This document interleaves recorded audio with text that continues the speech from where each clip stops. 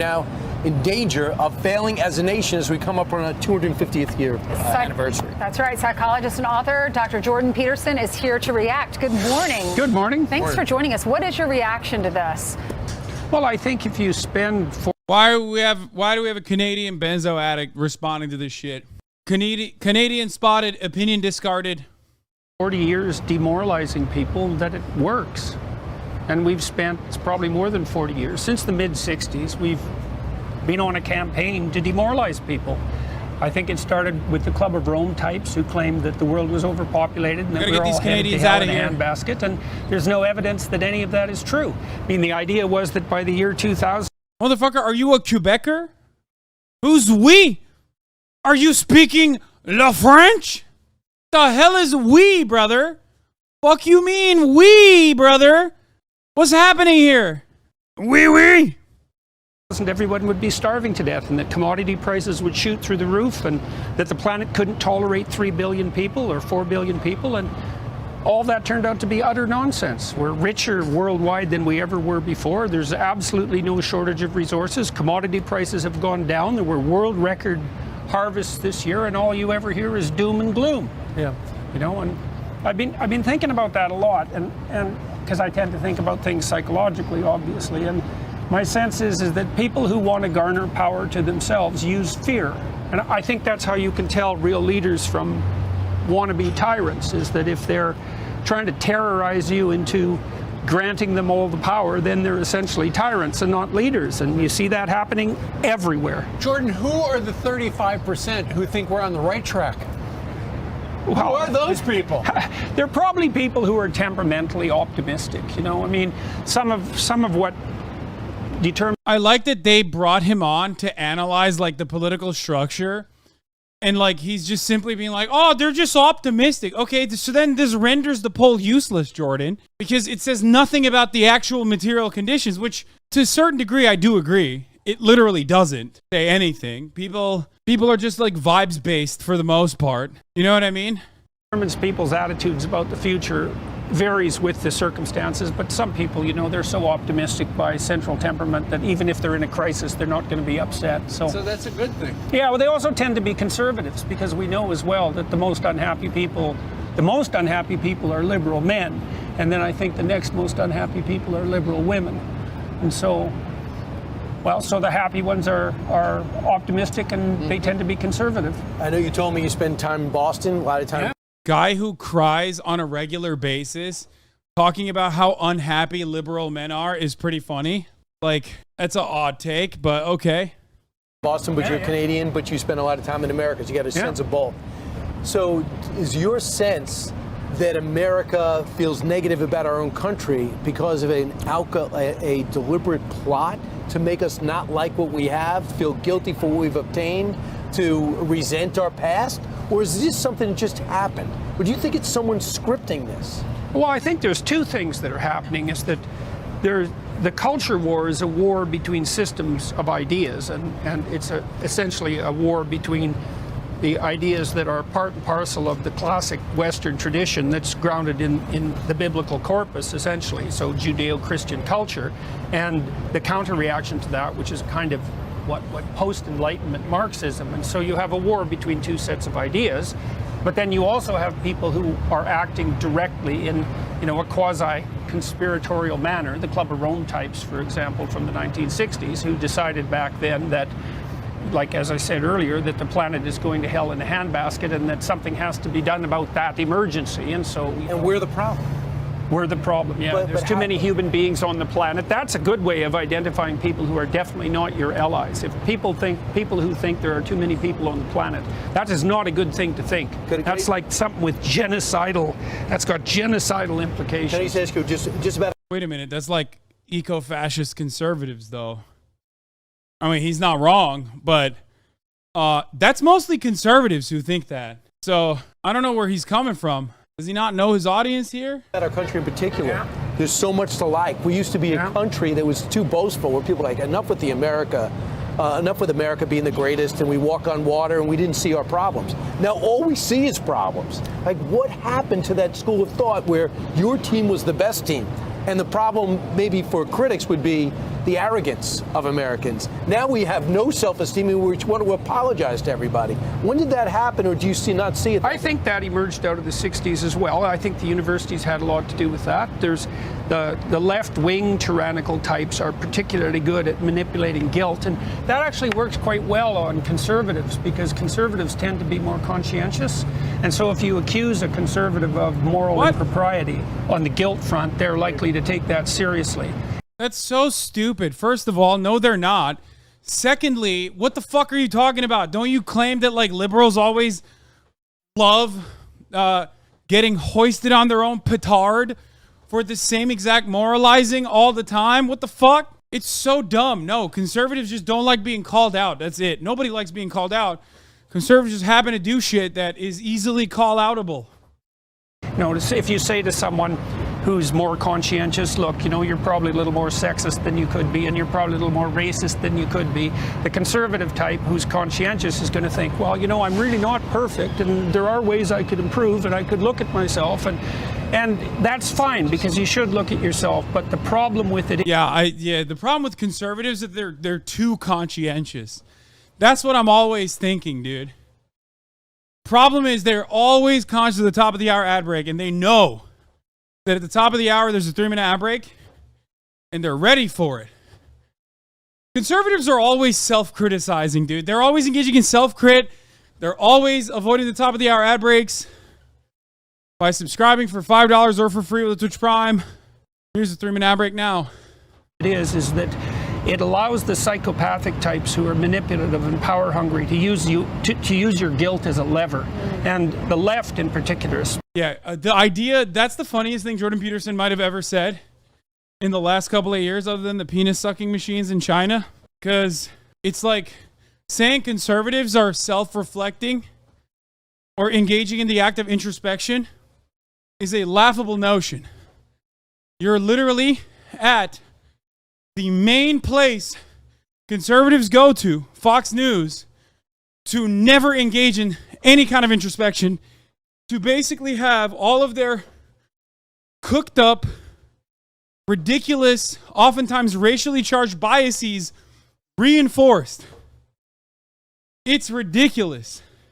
Especially the radical left, and those are where the real psychopathic types hang out. They're unbelievably good at manipulating guilt. And so, yeah, they're unbelievably good at it, you know, and everybody's got something to feel guilty about, which is also something that tyrants know. And so, not Ainsley. No, well, that's good. It's good. It's good to be perfect. Of my sins. Yeah, that's good. There have been plenty. Yeah, have you repented, or have you quit indulging in them? I have quit indulging, and I think sorry about that. This is not about me, Dr. That's between me and my God. Right, as it should be. I did want to ask you about the marriage statistics and the statistics for ruling out children. 1 in 4 are now ruling out kids. I'm wondering if they'll change their minds when they get older, because I know I did. I focused on my career, and then the children came, you know, I wanted to have kids in my late 30s. But then 2 out of 5 think marriage is an outdated tradition. That's pretty sad.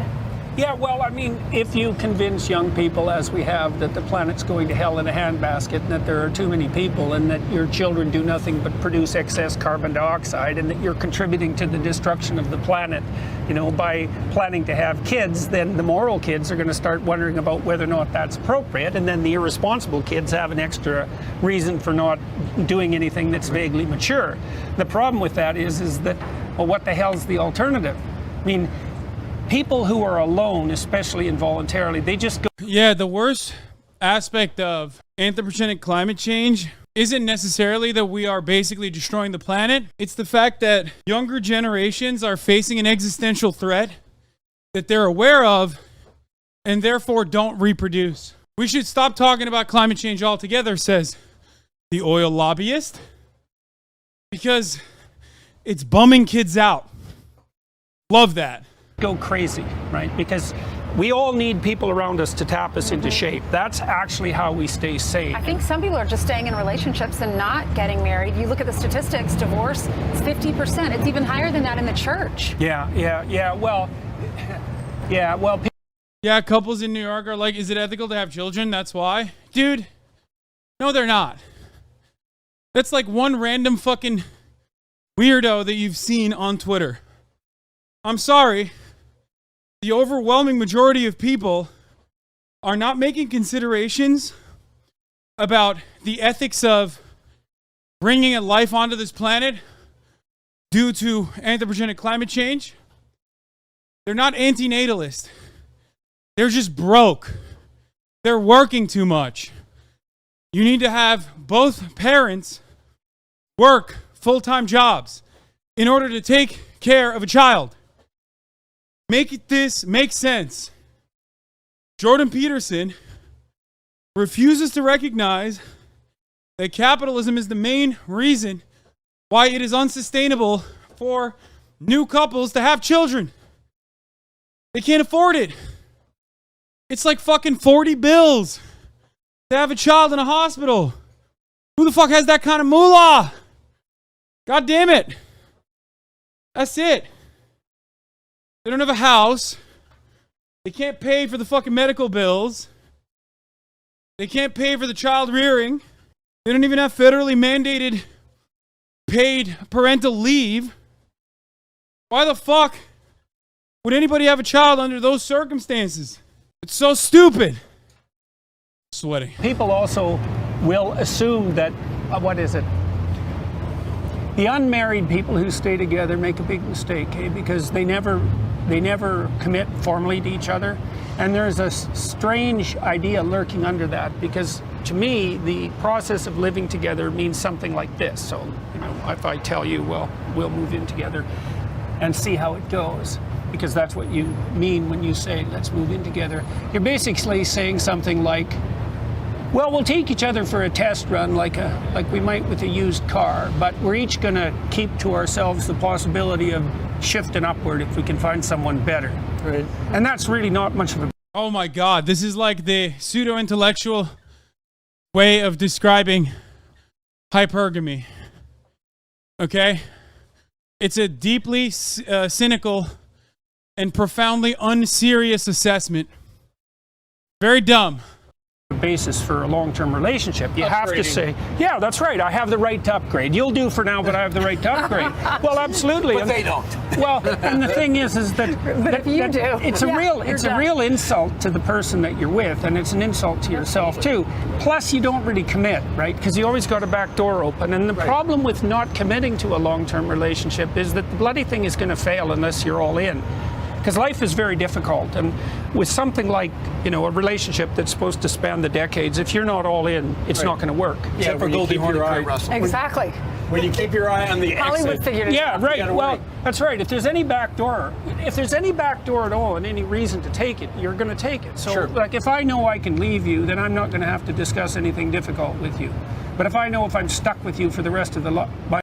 Jordan Peterson attacks no-fault divorce. Love that. I mean, this is psychotic. The notion that marriages are supposed to be a trap in perpetuity is luckily an outdated principle, an outdated concept. So stupid. My life, I better sort things out, then I might have enough gall I have another to do theory, that. though. You always want to give a contract to, you always want a player playing for a contract in the final year. So if every year they're playing for a renewal, you could get a better performance year to year. You don't take anything for granted. Well, I think you can't take anything granted within the confines of a marriage. Maybe I misunderstood what you meant, but you can't take things for granted in a marriage either, because unless you continue to renegotiate, you lose track of each other, and then things wander apart. Right. And so you have to be on your best game all the time if you want to keep the marriage alive. You should be anyway. I'm just saying. Jordan, we've been over the last couple of days talking about the survey that's come out. You know, a lot of people think that kids who are in college are predominantly leaning way to the left. Yeah. Now there's this new survey that has come out that has shown that 12th grade high school boys are trending. That's awesome. Dude, that's crazy. Okay? Guys, 12-year-olds are getting reactionary. Oh, joy is not necessarily the political analysis I'd be expecting from adults. They're 12 years old, man. Oh, 12th grade. Did I misunderstood? Comes out that has shown that 12th grade high school boys are trending. Oh, never mind. 12th grade high school boys. My bad. I misunderstood it. Sorry. Fuck. For chat, that was approximately, it was a 19-minute walk. Total distance covered is 0.67 miles. Average pace was 27:52, like a 27-minute mile, I guess. Wait, no, not a 27-minute mile. Active calories burned 205 calories. Total calories burned 251 calories. And the average heart rate was a perfect 130, which is the maximum, which is the best heart rate for, no, 27-minute mile is very slow. I don't think it was a 27-minute mile. 130 beats per minute is like the best for fat burning. It's not so bad. It's not so much that it like automatically goes into high intensity cardio, but it's also not so little that heart rate training is legit king. Zone 2 training is the way. Why no suit? It's a raiment day. Why no suit? Look at how much I just sweat. You know how hot it is in here? It was a 15-minute mile, sorry. Which is a pretty good pace for walking fast. I'm glistening currently. Look at me. What happens if you go over 130 BPM? Go over 130 BPM. It doesn't, I mean, it's just, now you're in the high intensity, like higher intensity training, which is fine. But I think like maximizing. This is the Sun, a killer Bella. What? It was a 27-minute mile. 19 minutes, you did 0.67 miles. Okay, yeah, you're right, actually. It probably is a... Anyway, guys, your heart rate zones are going to differ. Not everyone is a 130 BPM, zone 1. No, I mean, 130 BPM is good because ultimately it's good for fat burn, but it doesn't actually take too much of a toll. If you become more active and your heart rate is higher than that, that means like you'll get hungrier. I mean, everyone is different, but for me, I've found that 130 BPM is good overall for fat burning and, you know, not necessarily doing something too strenuous. When I play basketball, it's usually around 160. Anyway, I was an NCAA runner. 130 to 150 BPM is a good conversational pace that won't create lactic acid buildup, which is great for long cardio. Anyway. I forgot what the fuck we were talking about. Oh, they were talking about fucking 12th graders being conservative and celebrating. They're like, oh, guys, it's sick.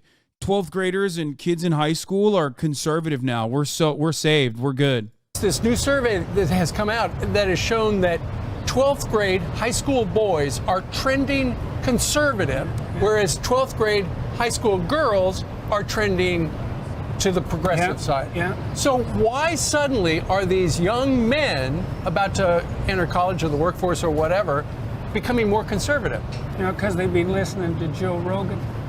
Yeah, no, it's Andrew Tate. Well, that's definitely part of it. I mean, it's probably Andrew Tate, for the record. It's not Joe Rogan. I mean, there's You're not kidding. No, I'm not kidding. I'm not kidding at all. There's a countercultural conservative movement that's very, very powerful, and I also think that the young men who are they're fucking 12th graders, man. They're children. They're babies. They're baby-brained.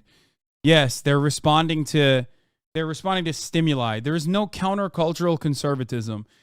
Okay? That's it.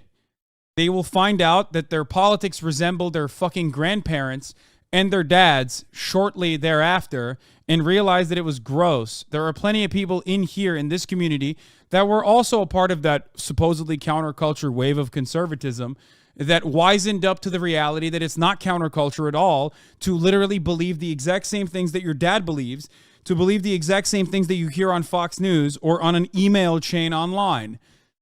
It's just, for the moment, when they're in high school, when they're supposed to be in a relatively diverse learning environment, their teachers are telling them, don't be a fucking asshole.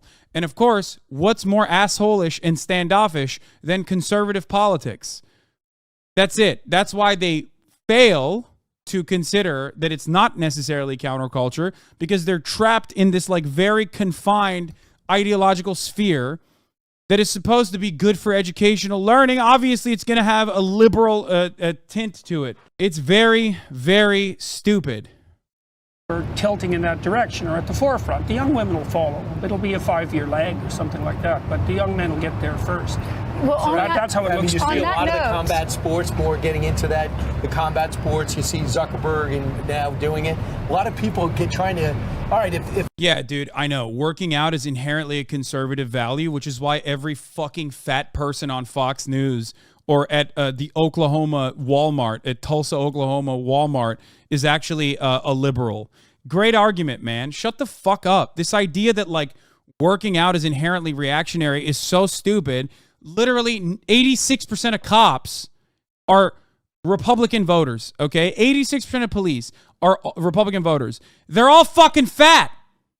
When has, like, conservatism been synonymous with, like, working out and taking care of your own body? if society's trying to feminize me, I'm going to push back in some other way, and they might be finding the conservative movement for that. Yeah, well, there's some danger in that. Yeah, society is feminizing me. That's why I'm going to the gym, to become gayer than I ever could have imagined. Working out is gay as fuck. You go to the gym, you look at other dudes' bodies, you start admiring, okay? You become more comfortable, more masculine in many respects, but in a very gay way, okay? That's it. Some YouTubers like the Quarter Pounder and the Gundam Guy get into gaming spaces. We should like subscribe for free game code and then dump them with right-wing bullshit. Yeah, speaking of which, Quarter Pounder, right-wing commentator, in profoundly good shape.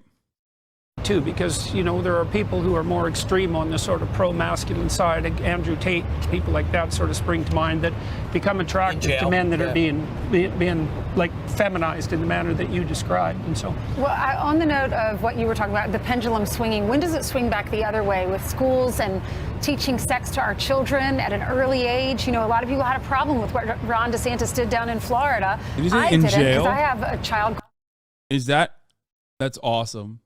That was pretty funny. going into second grade. We're not talking about sex. We don't talk about that at all. She just knows God puts a baby in a mom's tummy. I think what's happening in the States is that the answer to the problem of sex education in schools is we'll just take our kids out of the damn schools. I think the whole system will collapse. I also think if the Republican governors had a lick of sense, especially with regard to long-term planning, that they would take teacher certification away from the faculties of education. Because the faculties of education are, what would you say, they're sort of rotten central in the university system, and they have a complete hammerlock on teacher certification, and therefore, you know, a grip on the whole education system. So just real quick, because I want you to talk about your online university, starting with your daughter. Yeah. Well, you know, I'm not very happy with what the universities have done over the last, let's say, 20 years. Which you've been part of. Yeah, until about 6 years ago. We're trying to put a system online, Peterson Academy, that will drop the cost of a bachelor's degree to $4,000. We think we can find That's the best awesome. That's awesome. Oh, this was the final step of that grift, baby. Make your own fake-ass university. Oh, I love that. I love that, dude. That's fire. Let's go. Let's go. lectures in the world and bring them to people, and also instantiate a set of extremely, what would you say, severe and high quality accreditation standards for the graduates, so that people who graduate from our university will be stamped with a credential that indicates genuine competence, literacy, intelligence, conscientiousness, and so forth. And I think that whole system is rife for an extreme upset. How do we get it? It's way too expensive. Well, How do we get your online It'll be university? online at Peterson Academy, likely in November. We've Only got 30 $4,000 professors. for the whole 4 years? Well, we hope we can do it cheaper than that, but yeah, that's the plan. amazing. Yeah. Is there a political tilt or tint to it? Not purposefully. I mean, there hasn't been a purposeful political tilt to anything that I've done. Just tried to say what I thought was true. Turns out that tends to be more conservative now in the climate that's being generated politically. But So that wasn't purposeful. I never thought of myself as a conservative. Are you selling it as if you want to think like me? No, I'm selling it if you want to think. Good. Period. You know, and you know, it's a tricky issue because it's really not obvious why you would want to think. because it's rather painful, right? It's to sort too things hard out. these days. Why think? Because acting out stupid ideas is even worse. Yeah. Right? No, but that's really the answer, is why should you debate with people? Why should you have difficult conversations with yourself? And the answer is to straighten things out before you put them into action. Because bad as thinking is, not thinking is worse. And people aren't taught that well either. And we'd like to make that clear to people who are, say, enrolling in this university. You know, think or die or suffer. Those are really your options. But don't you think interacting is key too? So you could speak, but you want to hear what other people have to say, and then maybe test you and make you go deeper in your beliefs, or change well, there your isn't mind. much difference in speaking to people, especially having difficult conversations and think. Fox News interviewing Jordan Peterson, Tucker interviewing Tate. It's not being talked about enough how manosphere red pill stuff is funneling people to traditional conservatism. I think it is being talked about, but up until recently, it was basically seen as a marginal, unimportant movement online of like sad, pathetic men. I think there is definitely a mainstream component to that because it aligns so heavily with objectivist, right-wing traditionalist thought. And I mean, I don't know. I just, I feel like there are people out there on the left, at least, that have like made forays into self-help style stuff. Obviously, I've been a big champion of that from the jump. I've been doing it for many years, for as long as I've been on this platform, at least. And I think there's a space for that. But ultimately, young boys just want to hear like edgy commentary that makes them feel comfortable. They don't want their worldview to be shook. They want someone to dull them with lullabies about how it's actually women that are at fault. You're right, King. You feel sad because someone rejected you. Don't look within. Don't think about a sense of entitlement that you may have. It's actually their fault. It's the women that are bitches. They should know their place. Society was designed around that. And if you're not seeing those outcomes, that's because, you know, things have changed and we need to go back to the traditional norms. You know, they want that. In the survey, it's only about 23% of the 12th grade boys that chose the label conservative, but the highest percentage of them, 40%ish, still choose no political label. Yeah, but a lot of people who choose the no political label are, you know, let's be real. They're usually siding with whatever the inherent structure is. And if the inherent oppressive constructs are conservative, which they are, then they are also conservative. So that number is actually a little scary, if we're being real. It also tracks with how much hatred I get online, to be honest. I do get a lot of little baby Zoomers up my ass about like how gay I am and how I'm an F word. Or, you know, I'm just like an effete, well, not effete, they don't use that word, feminine bitch. The poll they're citing also said there wasn't a significant shift of political alignment in that age range over the last 1 or 2 decades, if I recall correctly. Yeah. I think it's the new ones coming back from COVID online learning. I think it's Twitter. I think it's all of these other outlets being... I think it's ultimately about the superstructure churning out cultural norms that reflect the material realities. We live in a patriarchal construct. So, of course, the content that is going to be elevated in that situation is going to reflect that reality. And that is precisely what's going on. That's what's happening. That's what we are experiencing. That wasn't going to change. And that won't change.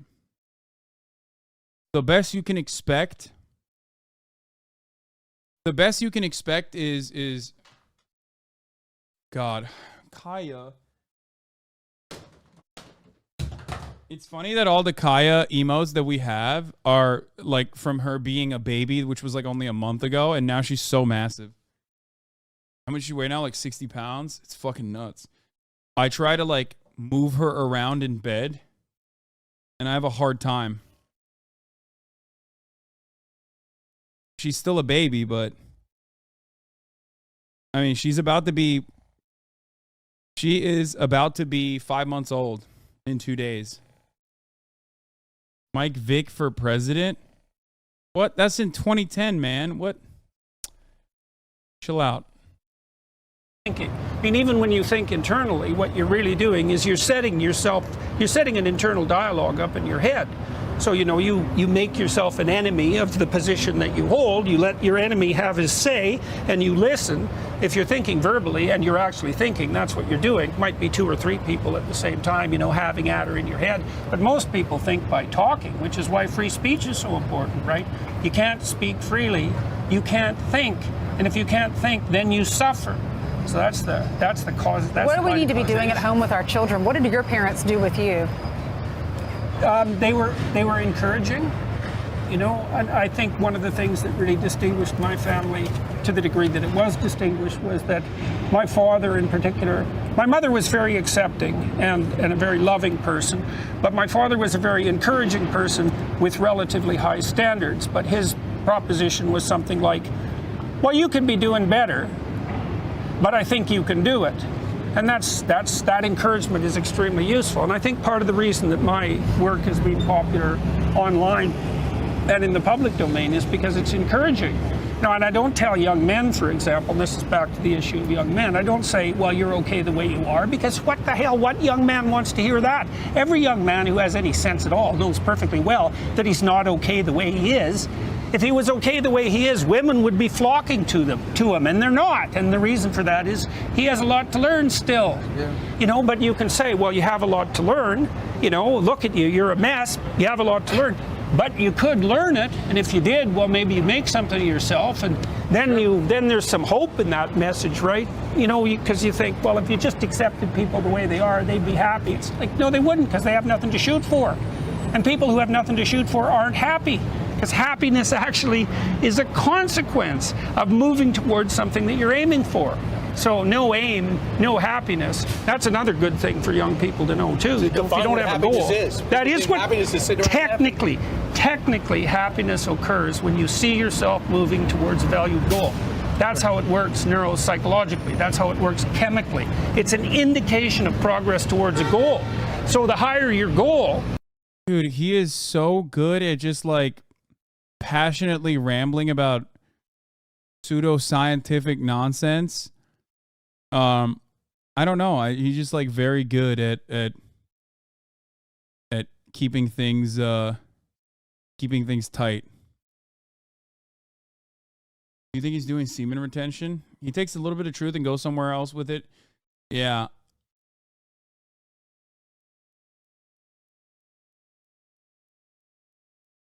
There's always an element of truth in Jordan Peterson's commentary. It's always like the most basic analysis on how to rewire your brain to feel positive feelings by achieving goals that you create for yourself, which is something that I advocate for regularly. The only difference is he doesn't he doesn't just leave it at that. He always then turns around and ties it into, like, I don't know, the CCP doing cock milking or something. You know? The higher your possibility for happiness, even though you have to suffer from the distance. You're never going to have it. That's right. That's exactly right. Listen, if you don't set a goal, you'll never be happy. We are really happy that you would drop by. Wide-ranging conversation. Now let's have some cheese. Yeah, sounds good. Sounds Jordan good. Peterson, we thank you very much for joining us live. Right. My pleasure. Now you know why both Bill Maher and Joe Rogan love him. And you can get called. Well, you know, funny thing about JBP is that your boy, HasanAbi Piker, will most likely be debating him in Oxford this fall. So he said he was down to do it. So, you know, we'll see. We'll see if it works out. Yeah.